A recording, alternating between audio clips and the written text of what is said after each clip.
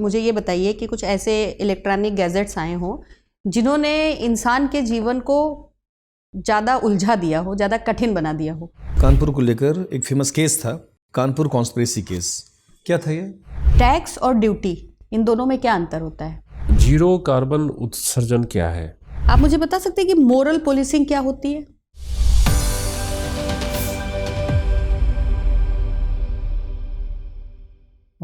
Yes please come in. Good afternoon ma'am. Good afternoon sir. Good afternoon sir. बैठिए।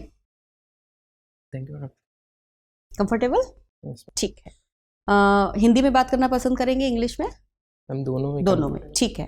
अपना एक छोटा सा परिचय बोर्ड मेंबर्स को दीजिए। Good afternoon ma'am.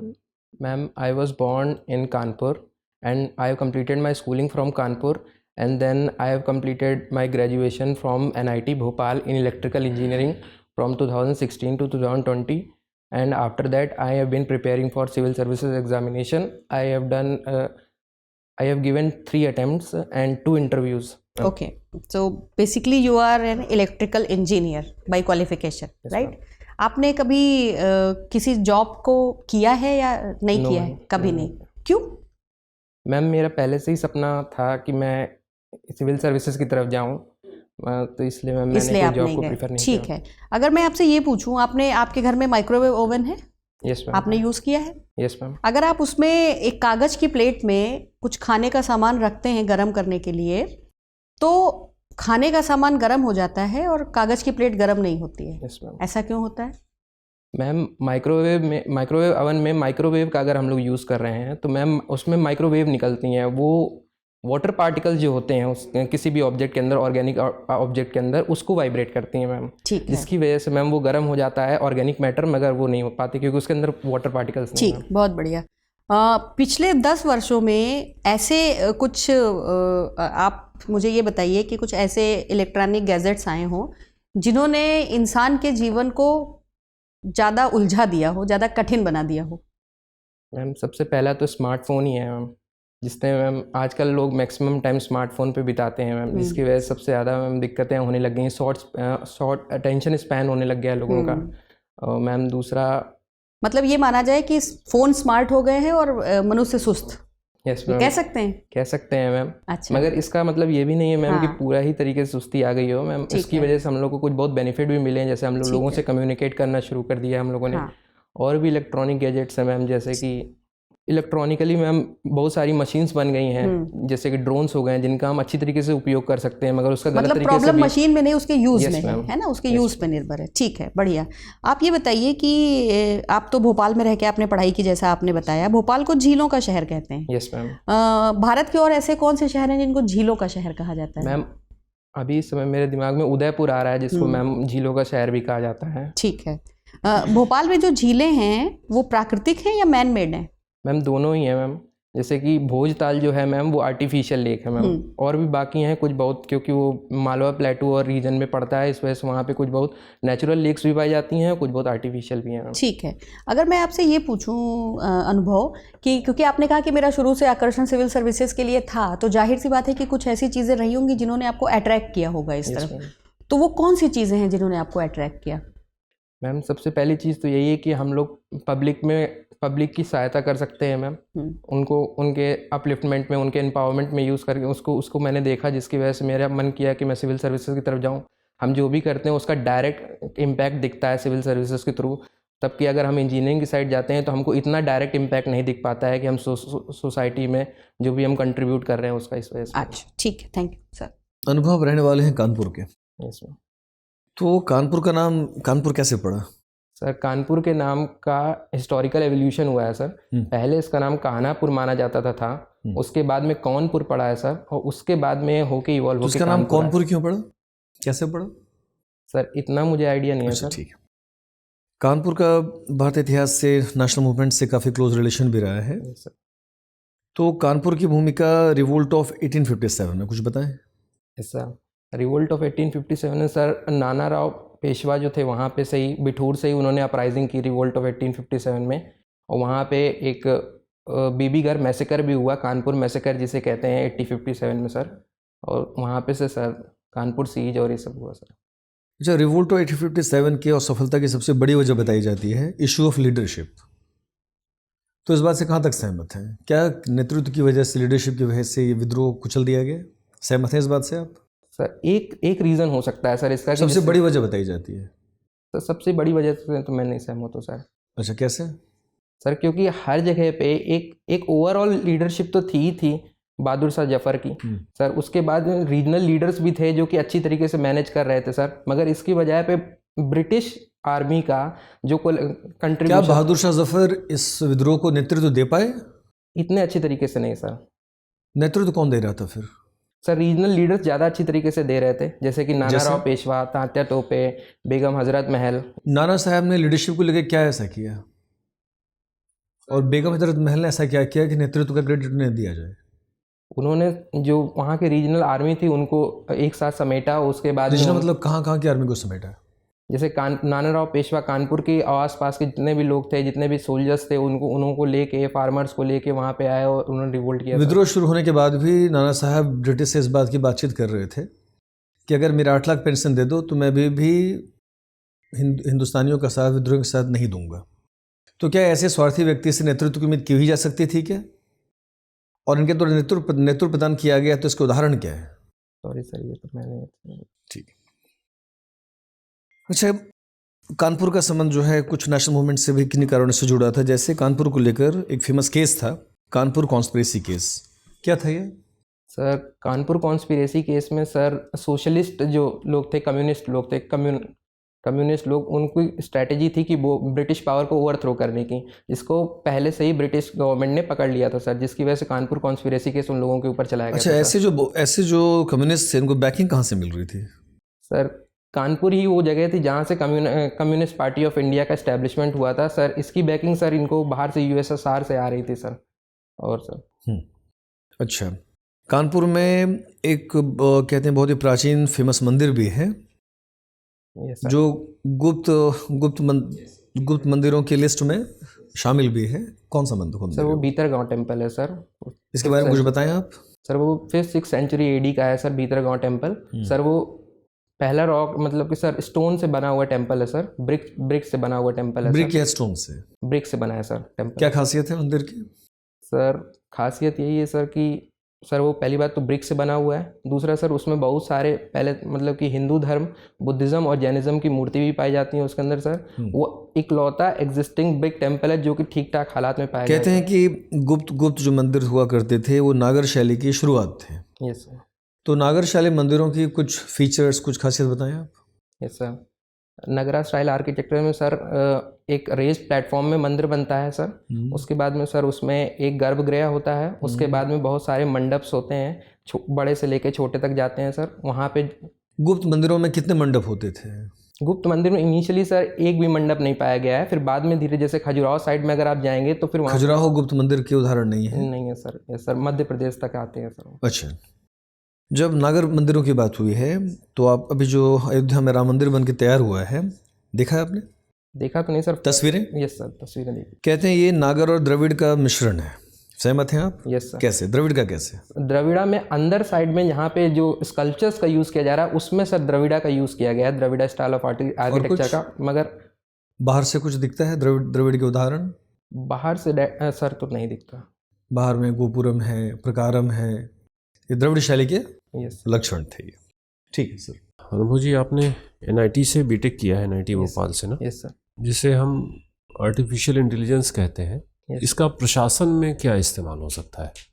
Sir artificial intelligence से हम लोग डेटा कलेक्ट कर सकते हैं, डेटा को एनालाइज कर सकते हैं। उसके बाद में हम उसके थ्रू अपने गवर्नेंस की एफिशिएंसी भी बढ़ा सकते हैं सर, आर्टिफिशियल इंटेलिजेंस के थ्रू। इससे हम बहुत सारी चीज़ें, हम लोग की एफिशिएंसी बढ़ जाएगी, ट्रांसपेरेंसी, अकाउंटेबिलिटी भी बढ़ जाएगी सर। नहीं, उदाहरण से समझाएं, ये तो आप वैसे एक सा उत्तर दे रहे हैं। आर्टिफिशियल इंटेलिजेंस का यूज़ हम लोग गवर्नेंस ऑलरेडी कहीं इस्तेमाल किया जा रहा है ये प्रशासनिक कार्यों में?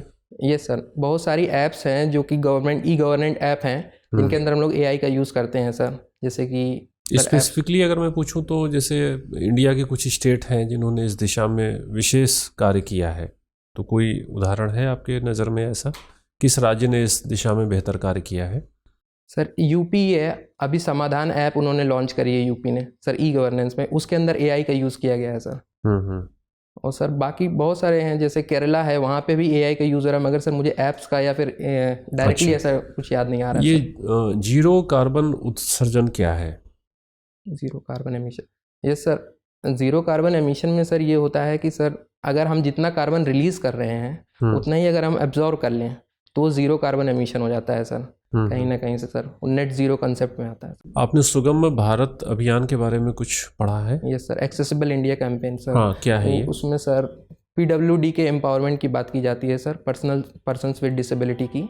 सर उसके अंदर हम लोग जितना भी इंफ्रास्ट्रक्चर है गवर्नमेंट का एज वेल एज प्राइवेट का इंफ्रास्ट्रक्चर, उसको हम लोग उनके लिए एक्सेसिबल बनाने की कोशिश करते हैं सर उसमें, और उनको बहुत सारी चीज़ें प्रोवाइड करते हैं। मेन फोकस किन किन जगहों पे है जहाँ पे कि मैक्सिमम प्राइवेट प्लेसेस में है सर, जितने भी ऑफिसेज हैं जहाँ पे आप उनसे आराम से आना जाना हो सके सर उनको, जिससे जैसे कि डिसेबल्ड हैं, जैसे कि उनका आई से डिसेबिलिटी है, उनको पढ़ने का महसूस हो सके आराम से सर। आपने ये कंबाइंड मैरीटाइम फोर्स का नाम सुना है? ऐसा सुना है मगर मुझे ज़्यादा ज्ञात नहीं है सर। अच्छा, ब्रिक्स का नाम तो सुना ही होगा आपने? Yes sir. तो ब्रिक्स में अभी कौन से 5 नए देश शामिल किए गए हैं?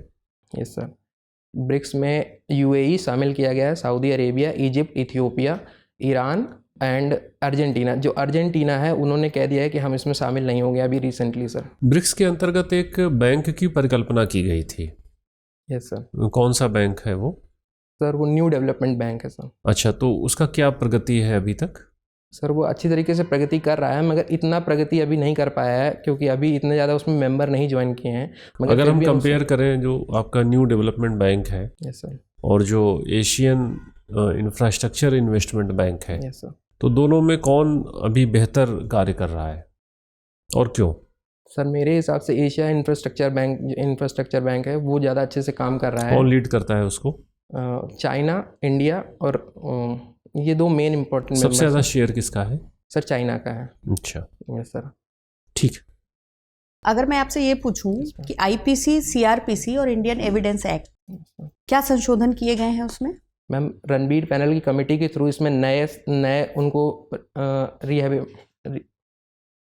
रिवीजन करके नए एक्ट लाए गए हैं मैम। ठीक है। तो मैम उनके नाम है जैसे भारतीय न्याय संहिता, भारतीय नागरिक सुरक्षा संहिता और भारतीय साक्ष्य संहिता। इंडियन एविडेंस एक्ट के लिए साक्ष्य संहिता, न्याय संहिता है आईपीसी के लिए मैम, ठीक है। और भारतीय सुरक्षा संहिता सीआरपीसी के थ्रू है। ठीक है मैम बढ़िया। और उसमें क्या चेंज किए गए हैं? मैम जैसे भारतीय न्याय संहिता है उसके अंदर बहुत नए प्रोविजंस लाए गए हैं जो आज के समय के हिसाब से वैलिड होने चाहिए मैम। जैसे कि कम्युनिटी पनिशमेंट की बात करी गई है मैम, उसके अंदर सिडिशन को हटा दिया गया है मैम उसके अंदर से, और देशद्रोह की बात की गई है मैम। ठीक है।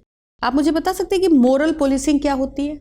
Yes ma'am. क्या है मैम? मोरल पुलिसिंग एक तरीके की विजिलेंटिज्म होता है मैम, जिसमें कि सर्टेन मेंबर ऑफ पीपल जो होते हैं अपनी बिलीफ को या अपने मोरल वैल्यूज़ को किसी सामने वाले पे थोपने की कोशिश करते हैं मैम। इसका काउंटर मैम कम्युनिटी पुलिसिंग हो सकता है मैम। ठीक है। ये बताइए कि आरटीआई आपने पढ़ा होगा, आरटीआई के दायरे में क्या नहीं आता है? मैम वेरियस सिक्योरिटी एजेंसीज हैं वो मैम आरटीआई के दायरे में नहीं आती हैं मैम। ठीक है। अगर मैम कोई भी ऐसी चीज़ जो कि सिक्योरिटी ऑफ स्टेट या फ्रेंड रिलेशन की चीज़ पे बात करती है तो भी मैम वो आरटीआई के दायरे में नहीं आता है मैम। और जुडिशरी? मैम जुडिशरी का अगर एडमिनिस्ट्रेटिव एस्पेक्ट में काम करती है तो मैम शायद से आता है, मगर मुझे कंफर्म नहीं। अच्छा, आपको कंफर्म नहीं, कोई बात नहीं। कौन से वित्त आयोग का गठन हुआ है अभी? Ma'am finance commission ma'am, 16 financial commission. ठीक है। कौन है उसके अध्यक्ष? मैम अच्छा, क्या काम करता है फाइनेंशियल कमीशन? मैम वो टैक्स डिवोल्यूशन के बारे में बात करता है मैम। फाइनेंशियल जितना भी फाइनेंस आता है उसको कैसे स्टेट को डिवॉल्व किया जाए इक्विटेबली, उसकी मैम बात करता है। ठीक है। कितने टाइप के टैक्सेस होते हैं? मैम 2 टाइप के होते हैं मेनली मैम, डायरेक्ट टैक्सेस और इनडायरेक्ट टैक्सेस। ठीक है। टैक्स और ड्यूटी, इन दोनों में क्या अंतर होता है? मैम मुझे एग्जैक्ट अंतर कोई बात नहीं। सेस क्या होता है? Cess ma'am government extra tax होता है, टैक्स ऑन टैक्स होता है मैम, जो गवर्नमेंट अपने अप्रोप्रिएट करती है। अच्छा, भारत में जीएसटी कब लागू हुआ था? मैम 2016-17। ठीक है। और विश्व में सबसे पहले जीएसटी किस देश में आया था? आइडिया नहीं, कोई बात नहीं। आपने चंद्रयान 3 के बारे में पढ़ा है? yes, चंद्रयान 3 की सॉफ्ट लैंडिंग किस दिन हुई थी? मैम 23 अगस्त 2023। ठीक है। जिस जगह पे लैंडिंग हुई उस पॉइंट को क्या नाम दिया गया है? Shiv Shakti point ma'am. बढ़िया। उसकी जो वैज्ञानिकों की टीम थी उसमें बहुत सारी महिला वैज्ञानिक भी थी। yes, उनमें से कुछ के नाम बता दीजिए। आपको idea. याद नहीं, कोई बात नहीं। विमेन रिजर्वेशन बिल के बारे में पढ़ा है? Yes ma'am. कब पारित हुआ? मैम अभी रिसेंटली हुआ है मगर डेट नहीं डेट exact आपको है। याद नहीं है। किसने पेश किया था उसको सदन में, विधेयक को? No कोई idea। बात नहीं, आप इसको देख लीजिएगा। Yes, मेरा ma'am। आपसे आखिरी सवाल है अनुभव। Yes ma'am. एक प्रशासक के रूप में आप अपने आप से क्या एक्सपेक्ट करते हैं? मैम सबसे पहले तो मैं हमेशा ऑनेस्ट रहूँ, इंटीग्रिटी के साथ रहूँ, हमेशा अकाउंटेबिलिटी और ट्रांसपेरेंसी से हर चीज़ करूँ मैम। मैम हमेशा मैं अपने रूल्स, लॉ एंड ऑर्डर को फॉलो करूँ मैम, जितना भी रूल्स हैं उनको हमेशा ही देखूँ और हमेशा ही पब्लिक सर्विस की तरफ मोटिवेटेड रहूँ, हमेशा कमिटेड रहूँ, डेडिकेटेड रहूँ मैम। ठीक है, बहुत बढ़िया। लेकिन ये तो आपकी एक्सपेक्टेशन जो आपने बताया आप अपने आप से एक्सपेक्ट कर रहे हैं, वो एक्सपेक्टेशन तो हमारी है कि आप ये करेंगे। मेरा सवाल ये है कि हर व्यक्ति ये चाहता है कि जब वो अपना जीवन का नौकरी पूरी करे, जब अपनी सेवाएं उसकी समाप्त हों, तो वो किसी चीज़ के लिए जाना जाए। तो आप किस चीज़ के लिए जाना चाहेंगे? मैम कि मैंने गरीबों का अपलिफ्टमेंट किया है मैम, ठीक जो लोगों मुझसे हमेशा कनेक्ट कर पाए मैम। ऐसा ना समझे कि एक डिफरेंस क्रिएट हो रहा है उनके बीच में, एक हायरार्की का। ठीक है, बहुत बढ़िया। आपसे बात करके अच्छा लगा। आपका इंटरव्यू पूरा होता है, आप जा सकते हैं। Thank you ma'am.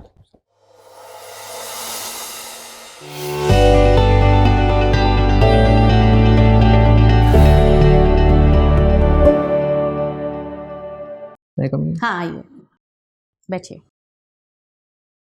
अनुभव जी, आयोग में ये आपका दूसरा इंटरव्यू है Yes, ना? ma'am। पिछली बार कितने मार्क्स मिले थे? मैम 60। पिछली बार आप आए थे ना यहाँ पे इंटरव्यू के लिए? मैम पिछली बार नहीं आ पाया था मैम। नहीं आ पाए थे। Yes, ma'am। अच्छा, ठीक है, कोई बात नहीं। आपने 60 नंबर भी आपको आयोग ने दिए हैं, तो नंबर तो अच्छे हैं। मुझे लगता है आपके नंबर कहाँ कम थे, जीएस में या मेंस? जीएस में ही कम थे मैम, हिंदी में कम थे मैम। हिंदी, सामान्य हिंदी? Yes ma'am. अच्छा, तो आपने वो कमी तो हमें लगता है दुरुस्त कर ली। आप Yes, तो ma'am, अच्छी कोशिश हिंदी की बोल है रहे इस थे, बार। Yes, ma'am। है ना? तो मुझे लगता है कि इस बार भी आपको साक्षात्कार में कोई इंटरव्यू में ऐसी कोई डिफिकल्टीज आने वाली नहीं है। आपकी तैयारी ठीक ठाक है। कुछ मैं फैक्ट्स, फिर भी ब्लैंक हो जाता हूँ। हाँ वो तो नेचुरल है। अगर आप ब्लैंक नहीं हो रहे हैं, इट मीन्स कि आपने कुछ नहीं पढ़ा। Yes ma'am. कोई जैसे वो एग्जाम, आप कितना भी पढ़ लीजिए, जब आप एग्जाम देने जाते हैं तो आपको लगता है आप सब भूल गए। तो ये बहुत नेचुरल सी प्रोसेस है। समस्या तब है जब आपको डर ना लगे। अगर आपको डर लग रहा है तो सब ठीक है, इसका मतलब ऑल इज वेल। ठीक है, आपकी एंट्री वगैरह सब आपको पता है। बस कोर्ट के बटन खोल लीजिएगा तो आप और थोड़ा रिलैक्स हो जाएंगे, है ना? थोड़ा रिलैक्स हो जाएंगे। आप ऐसे बहुत बंधे हुए महसूस करेंगे। वैसे बैठेंगे और बात करेंगे तो अच्छा है। कम्युनिकेशन, आई कांटेक्ट, वो सब ठीक है। सबके आपके पास उस चीज़ का एक्सपीरियंस है, उसमें कुछ भी न सुधारने की ज़रूरत है। सब एकदम अपनी जगह पे एकदम टू द पॉइंट है। आपकी जो चीज़ टू द पॉइंट नहीं है वो सिर्फ इतनी, कॉन्सेप्ट आपके एकदम क्लियर है। मैंने माइक्रोवेव ओवन का सवाल पूछा, आपने एकदम अच्छे से उसका जवाब दिया। बस ये जरूर ध्यान रखिए कि कुछ चीज़ें जो अभी पिछले 5-6 महीनों में हुई हैं और जो बहुत बड़ी घटनाएं हैं, 2023 की मानी जाएंगी। फिर चाहे वो आपका मून मिशन हो, जैसे मून मिशन में बहुत सारे वैज्ञानिक थे, लेकिन उसमें महिला वैज्ञानिकों का पूछने का सिर्फ इतना मतलब था, ये चेक करना कि आप कितने सेंसिटिव हैं और अन्य वर्गों के लिए। ठीक है, तो उसमें बहुत सारी थी, किन्हीं दो के नाम आप एक बार देख लीजिएगा। किस डेट को लैंड हुआ आपने बताया। इसी तरीके से विमेन रिजर्वेशन बिल भी एक मील का पत्थर है, तो उसके सारे प्रोविजंस कब लाया गया, कब पारित हुआ, ये सब फैक्ट्स अगर आप देख लेंगे तो आपके लिए और अच्छा हो जाएगा। उत्तर प्रदेश सरकार की जो स्कीम्स वगैरह चल रही हैं वेलफेयर स्टेट के कॉन्सेप्ट की पूर्ति के लिए, उनके भी कुछ जैसे महिलाओं से, बच्चों से, वृद्धों से एक एक दो के पास आप नाम भी याद कर लेंगे तो आपका काम हो जाएगा। इंटरनेशनल रिलेशन पे आपकी समझ ठीक है, आपने अच्छे जवाब दिए जो सामान्य तौर पर अन्य अभ्यर्थियों की नहीं है। तो वो एक आपका प्लस पॉइंट है कि अगर आपसे इंटरनेशनल रिलेशंस पे बात होने लगी तो आप अच्छा करेंगे। अभी क्योंकि प्रवासी भारतीय दिवस, तो थोड़ा सा वो सारे टर्म्स देख लीजिएगा। और आपका प्रयागराज में क्योंकि माघ मेला और ये सब चीज़ें हैं, तो वो अयोध्या का राम मंदिर क्योंकि चर्चा में है, उसको थोड़ा सा आप जो है देख लीजिएगा। और जनवरी में 26 जनवरी गणतंत्र दिवस हमारा होता है, उसके जो चीफ गेस्ट होते हैं वो कौन है और कैसे चुने जाते हैं, ये सब चीज़ें, ये वो सारी चीज़ें। देखिए, ये तो आपको कोई नहीं बता सकता कि वहाँ पूछा क्या जाएगा, वो उनके ऊपर है कि वो क्या पूछेंगे। लेकिन हम आपको वो सारे डायमेंशंस जरूर दिखा सकते हैं जहाँ से सवाल पूछे जाने की गुंजाइश है, क्योंकि ऑप्शनल ना होने के बाद ये पहला साक्षात्कार है। तो ये हमारे लिए भी ये देखने वाली चीज़ है कि वहाँ पे सवालों का रुख कैसा रहता है। क्योंकि पहले तो जब ऑप्शनल होता था तो एक फोकस तो ऑप्शनल की तरफ शिफ्ट हो जाता था, एक करंट अफेयर्स की तरफ होता था। तो मुझे लगता है अगर आपने इतनी तैयारी की तो आप अच्छा करेंगे इंटरव्यू में। और अगर आपको इस बार आयोग ने 60 नंबर भी दे दिए तो आपका रिजल्ट अच्छा होगा, होपफुली, है ना? क्योंकि हिंदी में आपने अच्छा किया है। हाँ बताइए, क्या पूछना हिस्ट्री के लिए सर थोड़ा समय लगता है, मुझे थोड़ी दिक्कत नहीं, फाइन। तो मैंने गहरा सवाल कर दिया, ठीक है। देखिए, आर्किटेक्चर में देख लेना, गुप्तन आर्किटेक्चर। वहाँ पे जो एक्सपर्ट होते हैं ना, वो जानते हैं कि उनके लेवल का नॉलेज तो बच्चे को वैसे भी नहीं होगा। तो जहाँ पे आपको नहीं आएगा आप माफ़ी मांग लेंगे, वो क्षम्य अपराध है, कोई अक्षम्य अपराध नहीं है। बाकी जो सर ने आपको सजेशंस दिए उनको आप ध्यान रखिएगा, है ना? All the best. Thank you ma'am. Thank you. Dear viewers, अपने एग्ज़ाम की तैयारी को और बेहतर करने के लिए हमारे चैनल को लाइक, शेयर और सब्सक्राइब करना न भूलें।